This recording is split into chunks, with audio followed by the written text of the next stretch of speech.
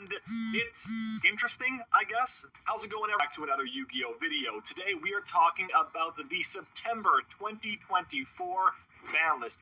Now, Konami did us dirty. They said it was going to come out in late August, and yes, technically it is late August, but they waited until the very last minute to do so, and the list is quite significant. There are 29 changes to the list, so today I'm going to go over each and every one of them and talk about how impactful I believe they're going to be in the upcoming format. If you guys want a list of my winners and losers, make sure to come back either tomorrow or on Monday at the latest, and I'll bring you that as well. But today is going to be my initial reaction to the ban list, as well as a brief idea of what's going to happen to the meta with the changes that we're seeing. So if you're excited for the video, then do me a favor and smash the like button, and of course subscribe to the channel for more amazing competitive Yu-Gi-Oh videos. But with that being said, let's go ahead and jump on into the banned cards. So the September 2024 ban list has 4 new banned cards, and the most surprising of which by far is easily going to be Fiendsmith Lacrima. This card, no one expected it to be banned, mostly because the card is a brand new coming out in the Infinite Forbidden and is a key part of the Fiendsmith strategy and the Fiendsmith engine. But the card was definitely unhealthy. Not only did you have an extremely splashable and powerful engine that was really good at pretty much every aspect of the game, it also allowed you to burn in time to win as well. And Fiendsmith Lacrima was definitely the culprit of doing that. The fact that this card is gone really hurts the Fiendsmith strategy, but a bit less than you'd expect because they can just replace it with a copy of Necroquip Princess as another level 6 body, or Aerial Eater, especially if you're playing a deck like Yugioh, which can even take advantage of that effect even better than they could the effect of Fiendsmith Lacrima. Was Lacrima getting banned a surprise? Absolutely, but I am thrilled to see it nonetheless. I think it's a great move on Konami's end to ban this card. Up next is Apollousa, Bow of the Goddess, going to 0 copies. Now, I'll be honest, I was so surprised to see this card get banned. I knew it was going to get banned eventually. I just didn't expect it to be on this list. I thought it was going to be the next list, but I guess they're done selling Rarity Collection 2, so it makes sense on their end.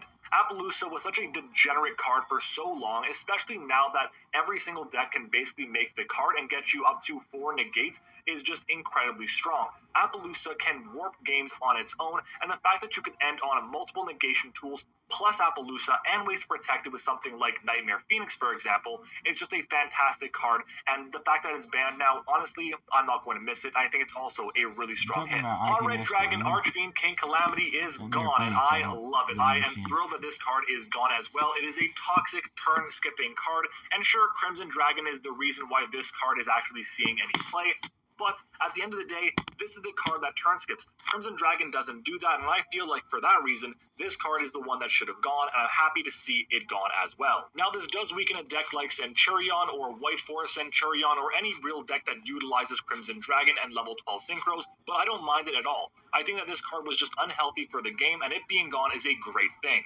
I'm also really happy that Beatrice, Lady of the Eternal, is also banned. This card I've been calling for to be banned forever. It was a mistake to just leave it at 1 for so long. The card is so unhealthy for the game.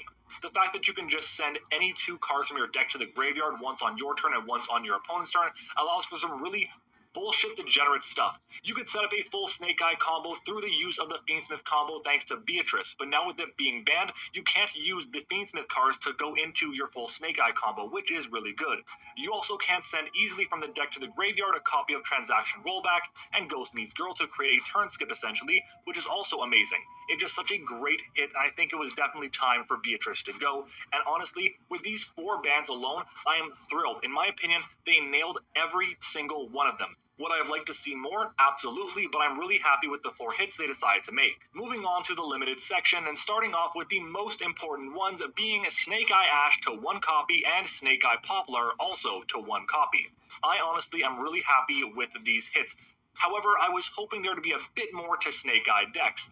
That being said, these are really important hits. Snake Eye Ash was a very easy hit to predict in my opinion, and the fact that it's at 1 is great, but it still leaves the door open for Snake Eye to be a really strong and problematic deck, especially because none of the other cards in the strategy outside of Poplar were hits. And I'm a bit surprised to see Snake Eye Poplar to 1 copy. Sure, it reduces the amount of consistency the deck has, and if you manage to hard draw the card, it becomes kind of a brick, but at the end of the day, it's still a 1-card combo for Snake Eye, but you do have to add a copy of Snake Eye Birch into your deck to be able to make it into a true 1-card combo. In my opinion, while I like these 2 hits, the fact that these are the only real hits to Snake Eye, or the Snake Eye archetype in general, is a definite miss for me. So I'm happy with the cards being at 1, but it's just not enough, and for that reason I would have to give this a negative point to the ban list. It's just missing enough juice to hit the Snake Eye strategy.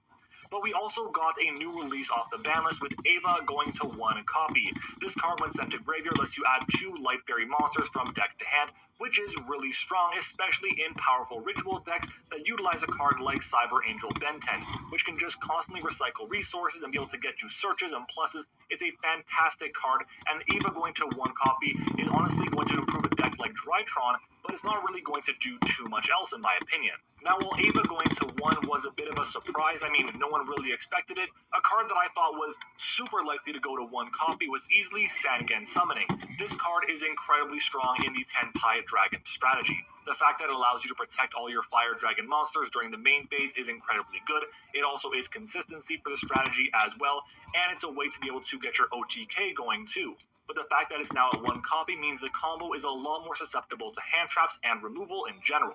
It's also pretty good because you can just slap down a copy of Sangan Summoning, go through your full combo without having to use the actual effect. But if you remove it, then they can't just slap down another one, which is really important. This hit directly impacts Tenpai Dragon, and honestly, even as a Tenpai Dragon main, I'm really happy with this card going to 1. The deck is still playable and very powerful. But another hit to Tenpai Dragon and to countless other decks in the game today is Pot of Prosperity. Prosperity to 1 is something I was hoping to see for a long time. But I didn't expect Konami to actually do it, at least in the TCG. In the OCG, it's at 1 copy as well, and I think it's a great choice there because the card just makes so many decks that shouldn't see any playability into playable strategies because they just needed that extra bit of consistency. And while you would say, you know what, that's a very fair thing to do, you give an extra deck a boost up in the meta, which is great, but the problem is when the top meta decks are also using it and abusing it, and that's when you get to a card that is kind of unbalanced in my opinion, and Pot of Prosperity definitely is the case there. I know a lot of players are going to be disappointed to see Pot of Prosperity go to 1, but I think honestly it was the right decision. A card like Pot of Greed could come back to 1 copy in my opinion, but it couldn't go to 2 or 3.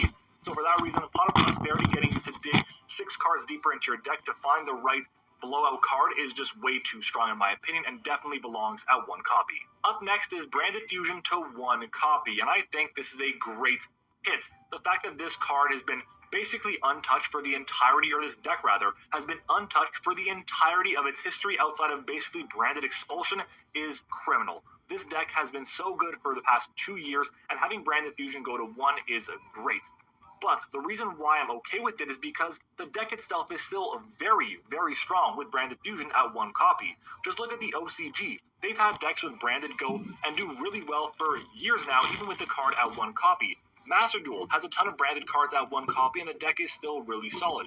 And as long as Albion the Sanctifier Dragon and the Gimmick Puppet, or even Raz Disciple or Ido, whatever the case is, are still legal and you can basically turn skip your opponents, the deck is going to see play. And if you're worrying about being Ash Blossom on your Branded Fusion, don't worry. You can do your full combo without having to worry about Ash on the Branded Fusion thanks to other cards in the strategy like Quem, Branded and High Spirits, and so on. It's a great hit to the deck. I just wish there was a bit more to kind of get rid of all the Gimmick Puppet bullshit we're seeing with this deck. Now, we've had hits to Branded, to Tenpai Dragon, to Snake Eye, but one deck we haven't spoken about yet is Yubel. And the hit we have to Yubel is going to be Opening of the Spirit Gates to 1 copy. And I think this is a great hit, and it's also super obvious. Now, I do wish there was also a little bit more based on what else was hit in this format, but I'm actually not mad with this hit at all. Opening of the Spirit Gates is a fantastic card, one of the better cards to have in the opening hand of a Yubel player. Not only does it get you a way to search out your Dark Beckoning Beast, which is a fantastic card, it also gets you a way to recover back your Fiend monsters by discarding a card and special summoning 1 back. And on top of that, if you have your level 10 monster, just add a continuous spell from grave to hand, like for example, your Nightmare Pain. And while I wish there was a bit more that could have been done to hit Yubel, I don't think there was anything else that was really realistic to see hit to this deck. Maybe you could have put something like Spirit of Yubel or Phantom of Yubel to 1 copy, but I think at the end of the day, opening to 1 is a definite fair hit, and the deck Yubel is poised to be one of the best decks in the format. Skill Drain is now at 1 copy, and thank God, I hate Skill Drain so much, especially because so many decks right now are able to just kind of ignore it. You have a deck like Snake Eye, which can centigrade for cost, and you also have White Forest as well. They can just remove the skill drain before it would affect their own plays, and just use it as a blanket negate for their opponent's entire field. I don't think that's healthy at all. Skill drain never should have come back, and the fact that it's now at 1 is only half the job being done. Ban skill drain next time around, please. And then in a big surprise, That Grass Looks Greener came back to 1 copy.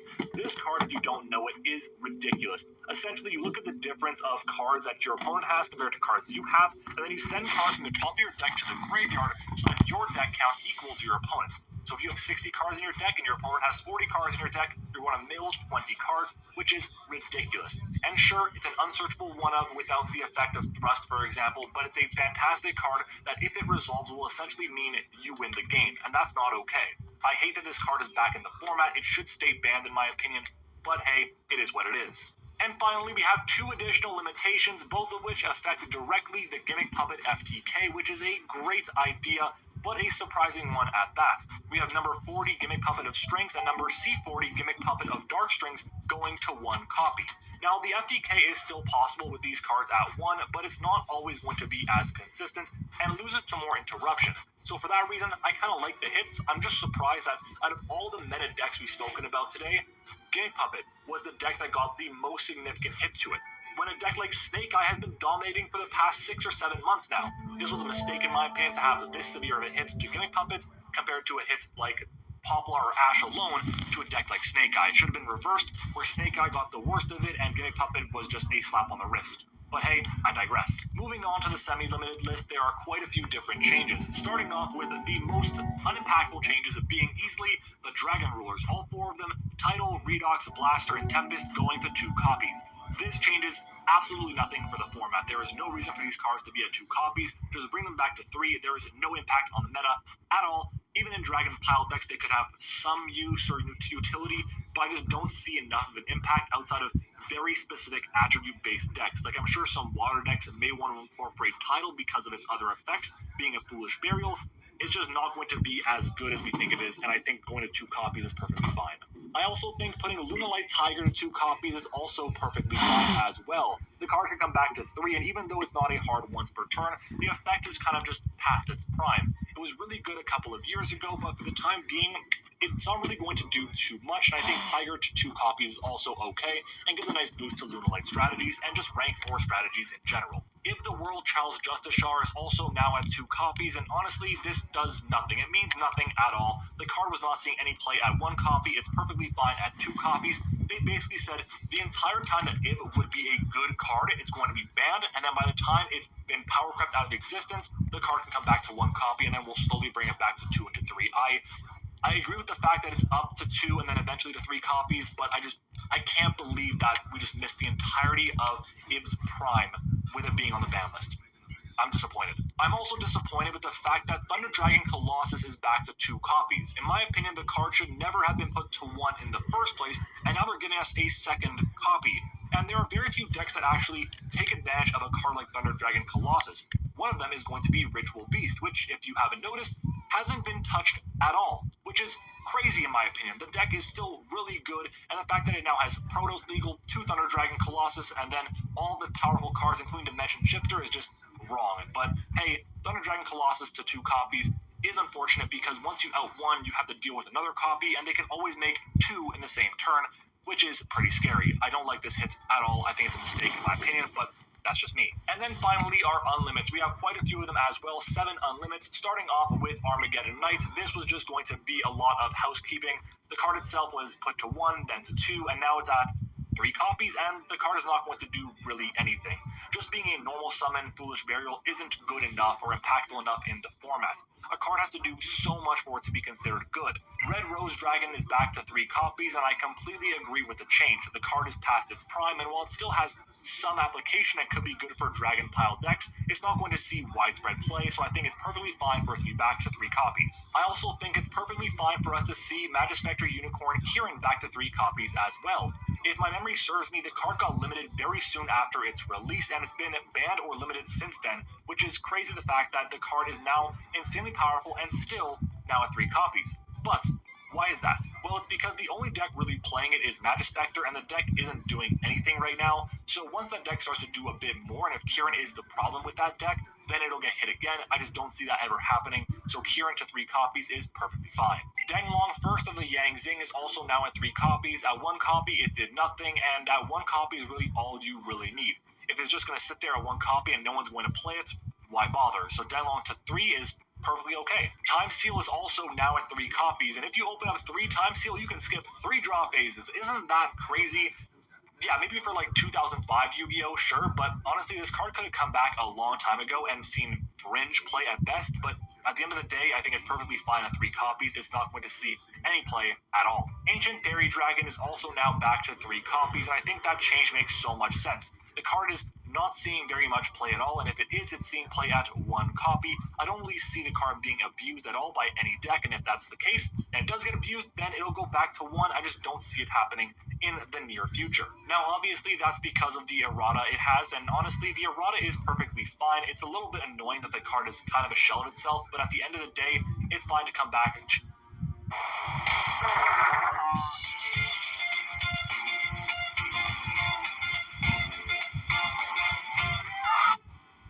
to 3 copies. And speaking of erratas, the final card that's been released off the ban list is none other than Performage Plush Flyer, which went from banned to 3 copies thanks to an errata. Now, the errata makes the card significantly worse, but at the end of the day, it's not really going to have any impact on the meta, so it's perfectly fine for it to come back to 3 copies, and in my opinion, the reason why the card has been freed right now is because it's going to be released on the Mega Tins with the errata. So at that point in time, just bring the card back. It is perfectly fine to come back with its errata in a Tins and a 3 copies in the game. So that's a brief discussion of the ban list, and honestly, I think the list is fine, I guess. It's hard to explain because I think the unlimited section and the semi-limited section do absolutely nothing for the game. There is no benefit really whatsoever for any of these hits at all. They could have stayed at their existing spots and wouldn't have affected the meta at all. But the limited section is a little bit interesting because I find that they just missed out on a lot of cards. Sure, they could have limited a lot of cards they did, which were all super solid. I like the fact that Snash is at 1, and Poplar is at 1, and Summoning's at 1, Prosperity, and so on, but they just left a lot of the strongest decks in the format still being the strongest decks of the format. They could have added cards off the ban list that would have made the format a bit more diverse, and they didn't really do that at all. Also, the ban cards are phenomenal. I'm really happy with the cards they actually chose to ban.